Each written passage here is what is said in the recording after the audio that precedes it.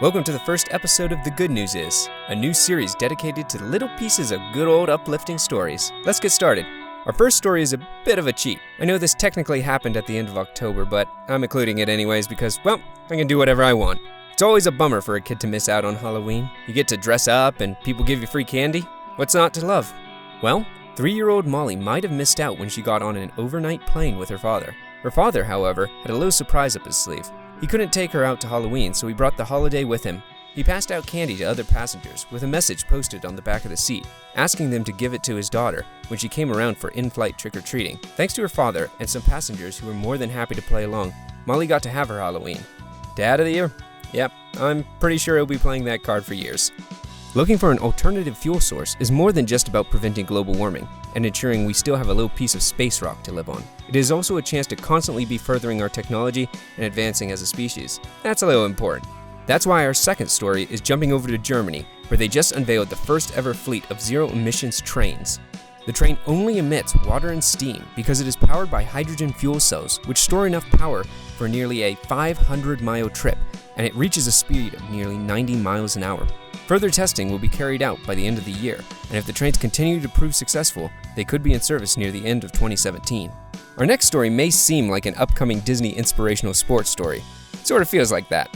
After a 108-year championship drought, the longest of any major sports team in history, the Cubs have finally broken their losing streak by winning the World Series. This led to millions of people flooding Chicago in celebration, creating the 7th largest gathering of people in history.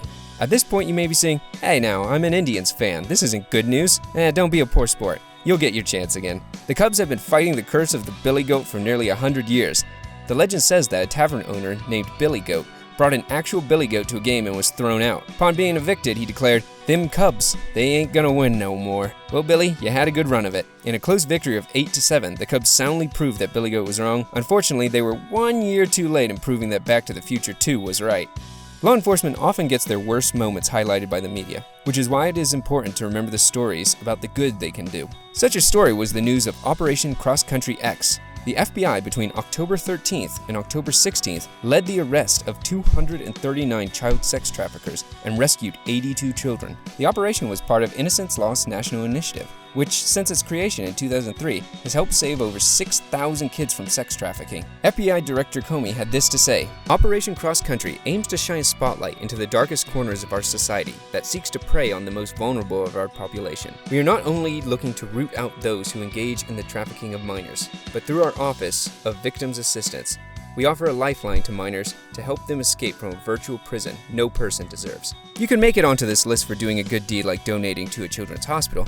You'd even have a better shot if you were a 12-year-old kid. And if you were a 12-year-old kid who sewed all those toys together yourself, well, that's exactly what this person did. Campbell Rames first started to sew toy bears when his father was diagnosed with a brain tumor. After his father made a recovery, he wanted to donate more toys to sick kids. So he sat down at a sewing machine and over the next 3 years created and donated over 800 stuffed bears to sick children.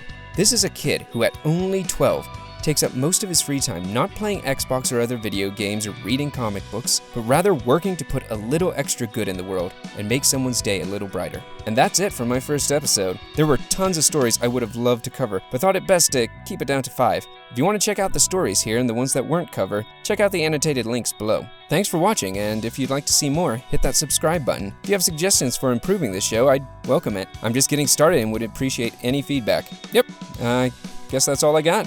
I'll see you next time.